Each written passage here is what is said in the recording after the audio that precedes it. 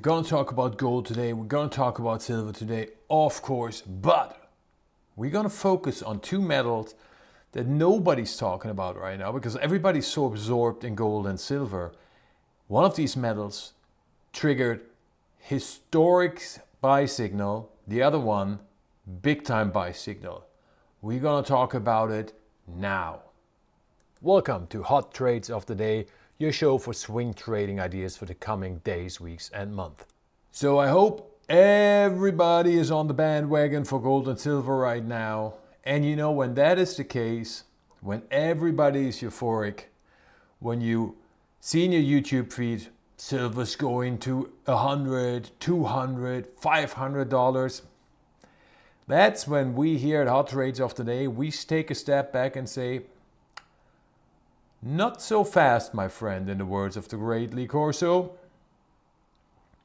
Let's take a look at gold and silver, and then we get to the two metals that I really want to talk about, because nobody's talking about this yet, and this is a super fascinating scenario that's developing with these two metals where we can make a lot of money.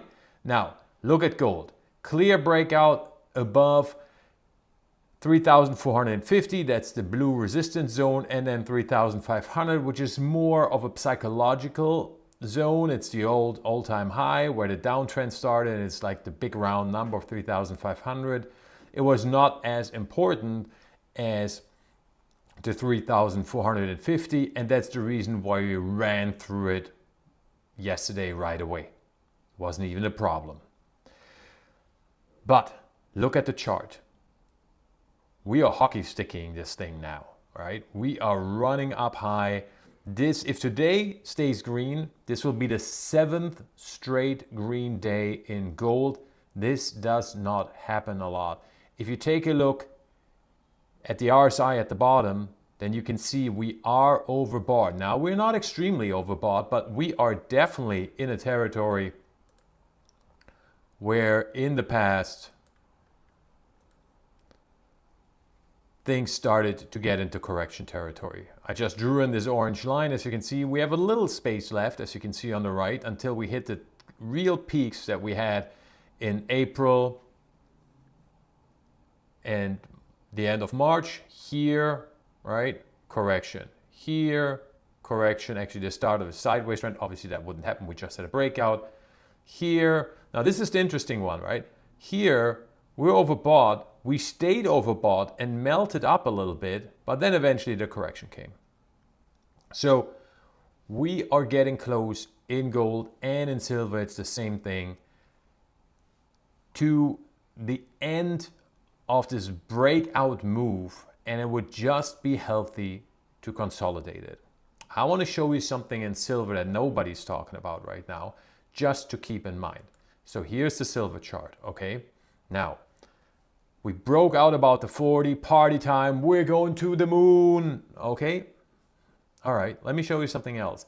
This year was, people already forget this. This was the historic breakout of 35.50, all right? This was the monster breakout. Let me zoom out real quick so you know what we're talking about. Gotta even go to the weekly here real quick. All right, this is 35.50. This year, this was the monster breakout. This was the breakout of the monster base, and everybody was on it and said, oh, we're going 40, 50 now. Run up. Well, what happened afterwards? We ran up a little bit, and then we just went sideways for basically a month. 5 weeks. Next one. The next big one was, let me put this in here, it's about here. I don't want to draw on the chart now. So it was 37.50, all right? Around 37 to 37.50, this zone right here. So we break out, oh, we're going to 50, we're going to 60, we're going to go to 100 by year's end, blah, blah, blah, blah, blah. Look what happened afterwards. For 6 weeks, we just went sideways and consolidated. This is the pattern that we have in silver, right? Now, it's a little different now, right? We broke 40. 40 is a big number, right? We got the short squeeze with silver. But don't be surprised if in gold and silver, and you can see here the RSI, we are overbought here as well, right? We're at an area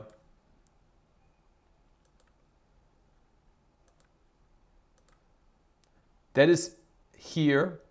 So we pushed up a little bit, correction. It's even higher now than we were here, correction, here, correction, here, correction phase. So don't be surprised if we see a consolidation in gold and silver. This is a normal pattern. This is healthy. I personally would love it, because if we happen to get a correction in the stock market, it'll be tricky after the Google news that came out. And we'll talk about that in another video, because that will affect the stock market and the precious metals markets. Then we could get a correction in the miners, and I can buy more mining stocks, which I really want to do. And I hate buying stocks in general when they're running up. So what does that mean for us before we get to the two metals? First, don't sell your gold, don't sell your silver. At least that's what I'm not going to do. You have to make your own decisions, but I'm not touching anything because we're going way higher than we're now. Would I short gold and silver? Absolutely not. You never short into a historic breakout, right? Gold all-time high. You don't short into an all-time high. But do you want to buy and add to positions at this moment? No, you don't. Right? The RSI, which is not the ultimate indicator. There is no ultimate indicator, but it's a good indicator. It gives you a perception of where the market is at. Right? I'm not adding to a market that's in overbought hype territory. The risk right now is clearly that we're going to get a consolidation that nobody sees coming. So this is gold and silver, and now we're getting to the good stuff of this video. Let's get to a commodity that nobody is talking about right now, copper. Shock horror, copper? Oh yeah, I forgot about that one. Yeah, it's not only you, it's basically the whole market. You see the big drop. Obviously, we know what that happened. That was the copper squeeze, margin call squeeze, right? Where we had the Trump reversing his previous announcements on copper. He would probably say, the White House would probably say they clarified it, or doesn't really matter what it is. Caused major margin calls on institutional investors that were long in copper. Copper crash, boom, beginning of August, we're down. But look what has happened after this. And let's begin with the yellow zone, the resistance zone. We are seeing a really nice bottoming cup and handle base. It's not a real cup and handle because we had this one candle that undercut it, but you see this bottoming base. We broke above it at the end of August, last Friday. We broke above it and we're moving higher. And right now we're at the top of this red bar, which has been the control bar of this whole bottoming formation. This is looking good. And you know what I like the most about it? Look at the RSI and compare this RSI to what we just saw with gold and silver. Copper has a lot of room to run. If you would ask me, how will this play out? I would say it goes something like this. Retest of the resistance zone, and then we're going higher.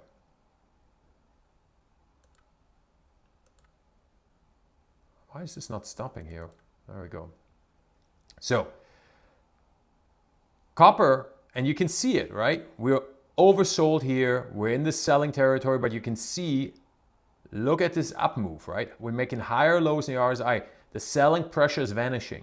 And we're getting close to 50, which means we're getting close to buying dynamics. We have big room to run in copper, and we are not overbought at all. And nobody is paying attention to copper right now. I like this a lot. And remember, I gave you one of my favorite copper stocks, Hercules Metals, a few weeks ago. If you got in, if you played it, your own decision. But if you did, you're up around 16, 17% already. This company had great news about one of the great new copper discoveries in not only the US but all of North America, potential world-class copper project in Idaho. Now, I'm personally not invested in Hercules Metals. I'm playing this potentially world-class project through a different stock, different company, but that's a microcap, so I'm not talking about this on this channel. However, Hercules Metals is the fundamentally more solid company of the two because they're further ahead in the development. This looks great. Look at this bottoming formation. Maybe we retest the breakout. Okay, that doesn't change a thing. This looks good.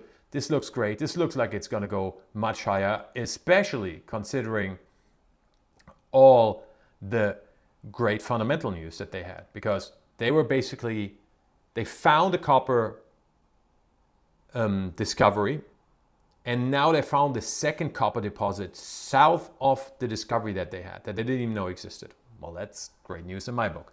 Now, let's jump from copper, so you can either play copper with the commodity or through a stock like Hercules Metals if you're interested in it. Now let's go to the commodity that triggered a historic buy signal that nobody's talking about, that I am really excited about. And this is what we do here at Hot Trades of the Day. We talk about commodities, stocks, situations in the markets that not everybody's talking about. And if you like this, hit the subscribe button. Make sure you do not miss a video because, again, a lot of this information you don't see anywhere else when we talk about it. The commodity I'm talking about is zinc. Nobody's talking about zinc. Nobody's paying attention. What's going on with zinc? Well, let me show you what's going on with zinc by zooming out. I'm still zooming. Look at this. We just broke the long-term downtrend in zinc that has been in place since 2022. You see the triangle break out to the upside. This is huge. And as you can see, we have been running, understandable after a breakout like this. However, you also see, boy oh boy, zinc price has a lot of room to run, right? A lot of catching up to do. As a matter of fact, we are barely, I'm trying to find it, here we go. We're barely in the green for the year with zinc. So I can see us getting a correction, maybe a retest, which happens very often when you break a long-term downtrend like this. But the signal is there. And as you can see here, it has been confirmed over the past days. This is a monster buy signal. If you want to find a hot commodity, yeah, gold, silver, we're all there. But also look at zinc. Nobody's talking about it yet. But that's the advantage of you watching Hot Trades of the Day. If you like what you saw, hit the subscribe button, and we'll talk tomorrow, next video, because we have such a big time historic week in the commodity sector that we're going to cover it every day. Talk to you later. Have a great day. Bye bye.